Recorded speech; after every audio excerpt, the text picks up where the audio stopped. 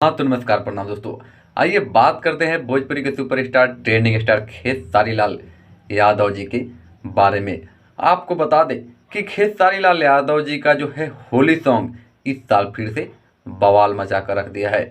आपको बता दें कि खेसारी लाल यादव जी का जो है प्रतिदिन एक ना एक होली सॉन्ग जो है रिलीज होता ही नज़र आ रहा है। आपको बता दें कि कल ही एक गाना जो है उनका रिलीज हुआ था बजाना रिकॉर्ड से, जिस एल्बम का नाम था भतार के का जरूरत बा।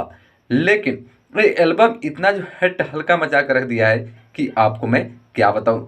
आपको बता दे कि कल जो है बहुत ही नया चैनल है बजाना रिकॉर्ड्स, जिस गाने को जो है संतोष राजा लिखे हैं, वही उस म्यूजिक डायरेक्टर है संतोष रोशन हेंगड़े जी, और खेसारी लाल यादव और शिल्पी राज इस गाने को जो है बहुत ही बेहतरीन तरीके से जो है कि गाए है।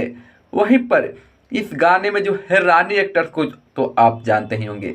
हाँ, उसी रानी एक्टर्स के साथ जो है डांस करते नजर आ रहे हैं आप सभी के प्यारे खेसारी लाल यादव जी। दोस्तों, इस वीडियो को आप देख लिए हैं तो जरूर जो है कि कमेंट में बताएं कि वो होली वीडियो सॉन्ग आपको कैसा लगा।